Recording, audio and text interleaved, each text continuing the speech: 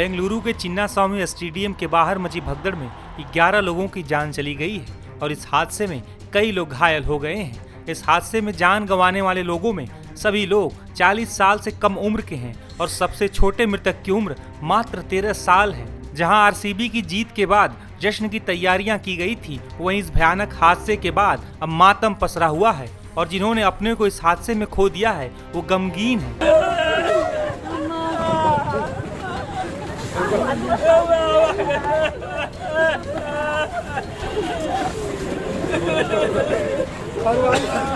इस हादसे के बाद से ही कई सवाल उठ रहे हैं। इतनी जल्दबाजी में जश्न की तैयारी का फैसला किसका था?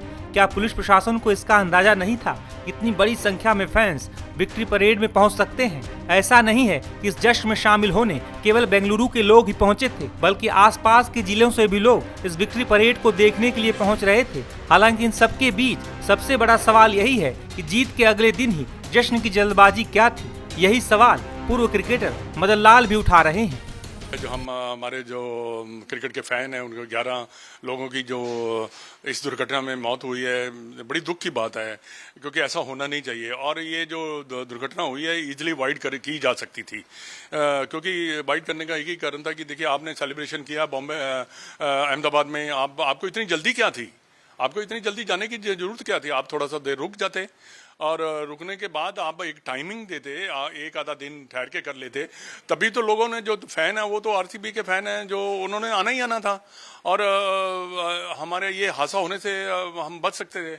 इसमें देखिए, किसको दोषी ठहराएंगे? आरसीबी को ठहराएंगे या गवर्नमेंट को ठहराएंगे? अगर गवर्नमेंट मना कर देती कि हाँ हम ये सेलिब्रेशन नहीं कर सकते, तो आरसीबी कर ही नहीं सकती थी। पर आरसीबी की यहाँ बहुत बड़ी गलती है कि आप इमीडिएटली 4 घंटे के बाद अपनी टीम को वहाँ ले गए और अब सेलिब्रेशन के लिए। तो आपको ये सब चीज़ें को पता होना चाहिए था कि आजकल देखिए आईपीएल के जो फैन फॉलोइंग है बहुत ज़्यादा है। आपने देखा है कि स्टेडियम भरे पड़े हैं। कल का स्टेडियम में जो मैच हुआ है भरा पड़ा था, 1.5 लाख लोग मैच देख रहे थे। तो ये तो मैं समझता हूँ कि जो फ्रेंचाइज ओनर है उनकी बहुत बड़ी गलती है। उनको रुकने में नहीं है। अगर हम थोड़ा देर रुक जाएं तो ज़्यादा बेटर रहेगा। और उसके बाद जो परमिशन दी है गवर्नमेंट ने वो भी गलत बात है। सर, बीसीसीआई की भी स्टेटमेंट आई है, देवजीत सैकिया ने जो है बोला है कि ये जो भी हुआ गलत हुआ और ये RCB is the one two blame. But RCB की तरफ से जो स्टेटमेंट आया वो थोड़ा सा खटक रहा है कि मतलब ये empathise with the vulnerability of the fans.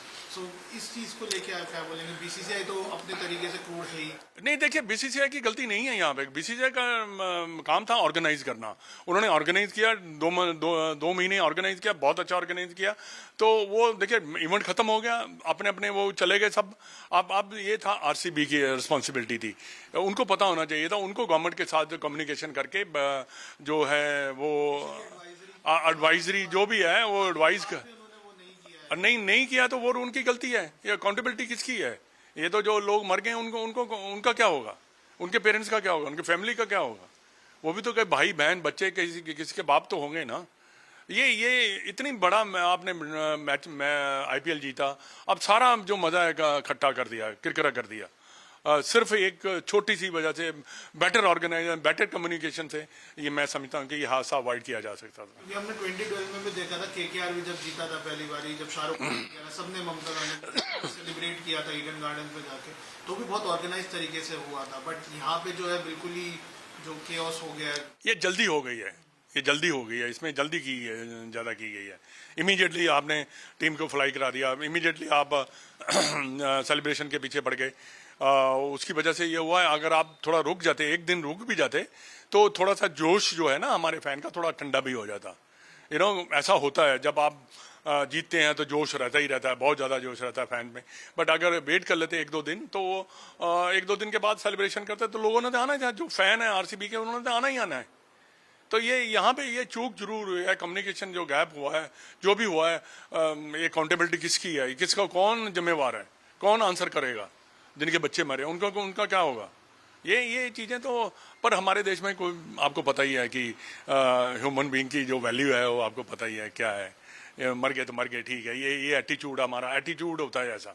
Attitude नहीं, दुख की बात है ये। ऐसा एटीट्यूड नहीं होना चाहिए। आपको हर आदमी, इंसान की केयर करनी चाहिए।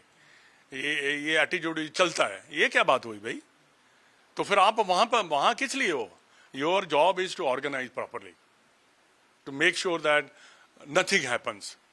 Everybody go home safely because they are following you. They are paying the money. They are paying the gate money to come and watch the players. So these are the things. But ऐसा ही है, like क्या कह सकते हो आप? इतना ही दुख की बात है, इसलिए मैं थोड़ा सा बोल रहा हूँ कि बड़ी दुख की बात है। मुझे बहुत दुख हुआ है। आप जैसे तस्वीरें दिखाए जा रहे थे, जैसे CPR जो पंप किया जाता है, रिवाइव किया जाता है, वो वहाँ देखने को मिल रहा था। जूते चप्पल ये जो भी वहाँ खिलरे पड़े थे, ये जब आप ऐसे सीन देते हैं तो दुख होता है। दरअसल आरसीबी की जीत का जश्न देखने के लिए लाखों की संख्या में आरसीबी के फैंस पहुंचे थे। भीड़ लगातार बढ़ती चली गई और सुरक्षा व्यवस्था चरमरा गई। इस वजह से ये सवाल भी उठ रहे हैं कि भीड़ को चिन्नास्वामी स्टेडियम के नजदीक पहुंचने से रोकने के लिए क्या कोई इंतजाम नहीं किया गया था। कुछ इसी तरह के सवाल बीजेपी सांसद और प्रवक्ता संबित पात्रा भी पूछ रहे हैं। जिस प्रकार से कल कर्नाटक के बेंगलुरु में चिन्नास्वामी स्टेडियम में 11 लोगों की मृत्यु हुई है स्टैम्पीड में, यह न केवल कर्नाटक के लिए बल्कि पूरे भारतवर्ष के लिए एक बहुत ही दुखद घटना है। माननीय प्रधानमंत्री जी ने, सभी ने इसके लिए दुख जताया है। आज भारतीय जनता पार्टी भी जिस प्रकार से 11 बेगुनाह जाने गंवाई है कर्नाटक ने स्टैम्पीड में, हम भी शोक जताते हैं और ईश्वर से प्रार्थना करते हैं कि उनके परिवारजनों को ईश्वर धैर्य दे, उनके परिवारजनों को ईश्वर शक्ति दे और उन्हें दिवंगत आत्माओं को अपने पास रखे। मगर कुछ गंभीर सवाल है जो आज उठते हैं। चिन्नास्वामी स्टेडियम में जो हुआ है, क्या वह मात्र एक एक्सीडेंट था? Was it just an accident or was it a manufactured stampede? मैं कहूंगा कर्नाटक के बेंगलुरु में जो हुआ है, it was a government manufactured stampede. And look at the audacity of the chief minister. Chief minister Siddaramaiah कहते हैं ऐसे स्टैम्पीड तो बाकी जगहों में होते रहते हैं। He's trying to normalize a stampede in which 11 innocent lives, 11 valuable lives have been lost.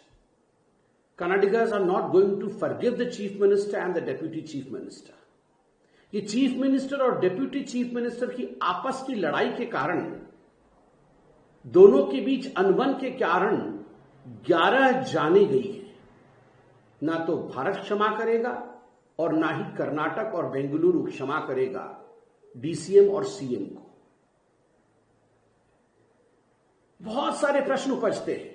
खुद डीसीएम डीके शिवकुमार ये कह रहे हैं कि चिन्नास्वामी स्टेडियम की कैपेसिटी मात्र 35,000 है और 3 लाख लोग वहां मौजूद थे। किस प्रकार से 3 लाख लोग मौजूद थे? अगर 35,000 ही कैपेसिटी है स्टेडियम की, तो आपकी विक्ट्री मार्च में 3 लाख लोगों को आपने अलाउ क्यों किया?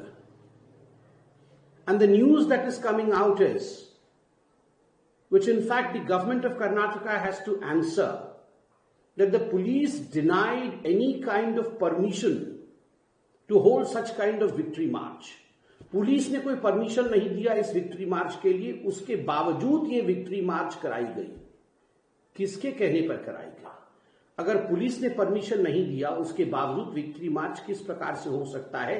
कौन जिम्मेदार है इस विक्ट्री मार्च के लिए?